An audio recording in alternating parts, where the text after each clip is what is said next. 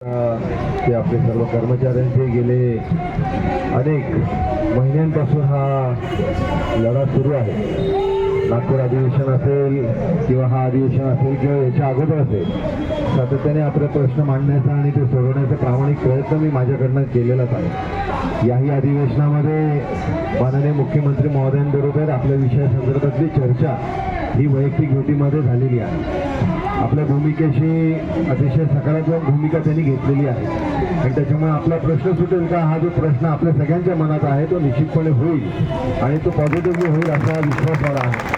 पण ज्या पद्धतीने सन्माननीय मुख्यमंत्री महोदयांनी, माननीय फडणवीस साहेबांनी आम्हाला सगळ्यांना या विषयासंदर्भात आम्ही ज्यावेळेस त्यांना माहिती देत होतो त्यावेळेस जे उत्तर दिलं, त्याच्यामुळे त्यांची भूमिका आणि त्यांची भूमिका जी आज पॉझिटिव्ह आहे, त्यावेळेस निश्चितपणे राज्य शासनाची भूमिका ही अतिशय सकारात्मक आहे. आता प्रश्न राहिला बैठकीचा, ताई मगाशी मला ते सांगत होत्या की आम्ही बरेच दिवस झाले या इकडे मुलंबाळा सोडून या मंडपात बसलेलो आहोत.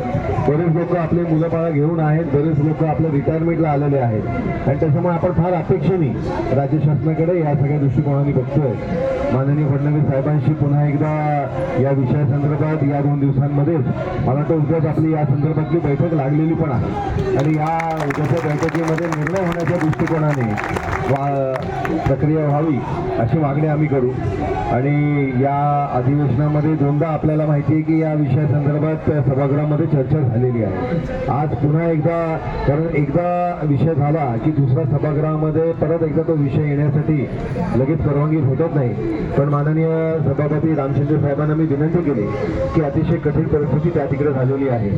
7 आपले कर्मचारी याच्यामध्ये ऑलरेडी याच्यामध्ये हॉस्पिटलला ॲडमिट झालेले आहेत.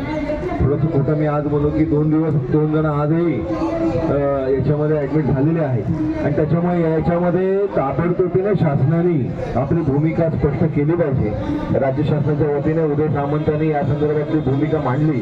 ती भूमिका आम्हीच त्यांना सांगितली होती की या संदर्भातला आमचे मुख्यमंत्री महोदयांबरोबर बैठक झालेली आहे. या संदर्भात राज्य शासनाची ही भूमिका आहे आणि ती सभागृहाच्या माध्यमाने तुमच्या सगळ्यांपर्यंत तो संदेश गेला पाहिजे. यामुळे खरं तर तो खटाटोप आम्ही सगळ्यांनी त्या तिकडे केला, कारण या सगळ्या गोष्टी रेकॉर्डवर पण येणं गरजेचं आहे.